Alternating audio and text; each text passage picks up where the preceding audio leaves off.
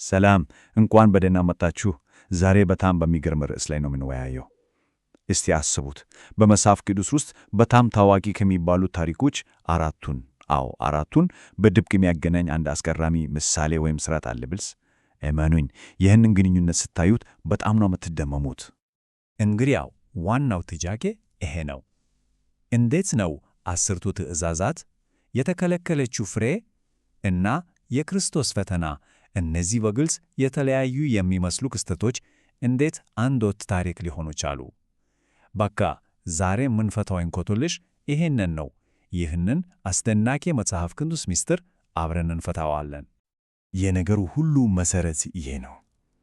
እነዚህ ክስተቶች በሙሉ አንድ ትልቅ እና ዘመን የማይሽረው መንፈሳዊ ግጭት የተለያዩ ገጽታዎች ናቸው።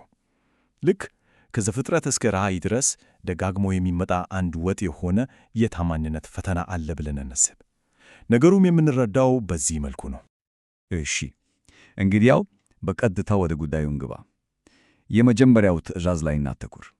ይኸውም የአምልኮ ነገር በሚለው ርዕስ ስር እናየዋለን። ከእግዚአብሔር በቀር ሌሎች አማልክትን ስለማምለክ ነው። እዚህ የምናየው ሰንጠረዥ የዛሬው ውይይታችን ቁልፍ ነው ማለት ይቻላል። እያንዳንዱን ትእዛዝ ወስደን በአራት ተለያዩ የመጽሐፍ ቅዱስ አውዶች ውስጥ እንዴት እንደሚገለጥ እናያለን። ይኸውም በአስርቱ ትእዛዛት፣ በምድረ በዳው ፈተና፣ በዮሐንስ ራእይ እና በኤድን ገነት ውስጥ እንዴት እንደሚመሳሰሉ እናያለን። አሁን ነገሩ በጣም አስገራሚ የሚሆነው እዚህ ጋር ነው። አካላዊ ረሃብን ከመንፈሳዊ ታማኝነት ጋር እንዴት እንደሚያገናኙ ልብ እንበል። በሁለቱም ሁኔታዎች ውስጥ ያለው ፈተና አንድ ነው። ይኸውም ሰው በእግዚአብሔር ከመታመን ይልቅ ለሕሊናው ለሆዱ እንዲያስቀድም የሚገፋፋ ፈተና ነው። እናም ለዚህ ፈተና የተሰጠው መለኮታዊ መልስ ይህ ጥቅስ ሁሉንም ነገር ያጠቃልላል። ሰው በእንጀራ ብቻ አይኖርም፣ ነገር ግን በእግዚአብሔር አፍ በሚወጣ ቃል ሁሉ ነው እንጂ። ይህ ማለት የእግዚአብሔር ቃል ከንሙም በላይ የመጨረሻው ቀለባችን ነው የሚል መርህን ያስቀምጣል። በጣም ኃይለኛ ቃል ነው። እሺ፣ ታዲያ ውጤቱ ምንድን ነው? በዚህ የመጀመሪያው ፈተና ላይ መውደቅ የሚያስከትለው ነገር የእግዚአብሔርን ፈቃድ ማወቅና የመናገር ችሎታን፣ በሌላ አነጋገር የትንቢት ሥልጣንን ማጣት ነው። በጣም ጥሩ። አሁን ደግሞ ወደ ሁለተኛው ትእዛዝ እንለፍና ታሪኩ እንዴት እንደሚቀጥል እንይ።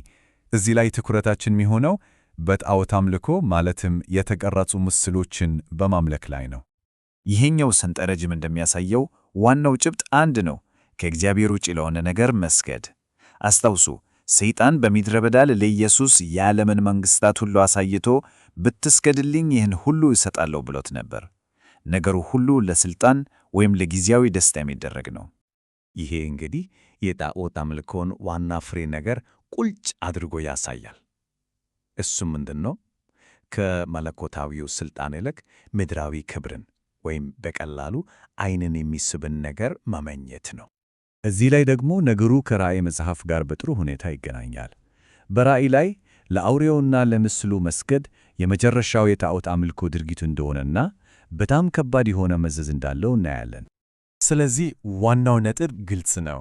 ለዚህ ፈተና እጅ መሰጠት ማለት በተሰጠን ግዛት ላይ የመግዛት ሥልጣናችንን፣ የንግሥና ሥልጣናችንን ማጣት ማለት ነው። እሺ፣ አሁን ደግሞ ወደ ሦስተኛው ትእዛዝ እንሸጋገር።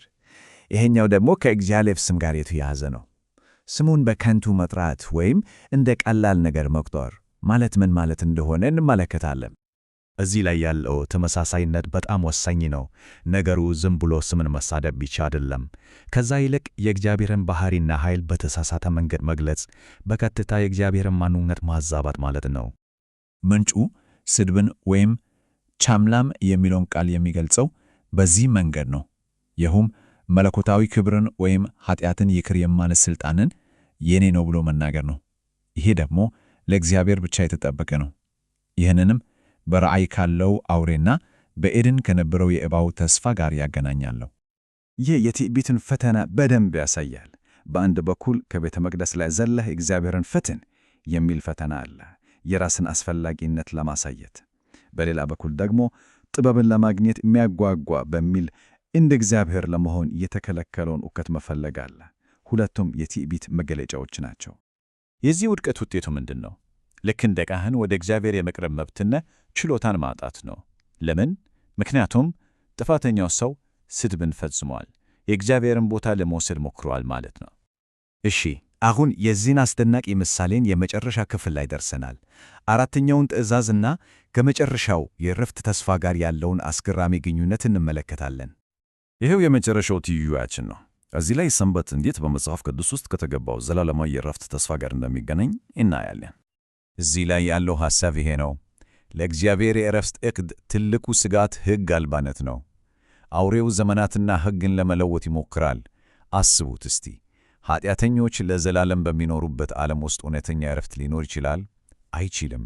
ምክንያቱም ሕግ የሌለበት ዓለም ሁከት የሞላበት ስለሚሆን ዕረፍት አይኖረውም።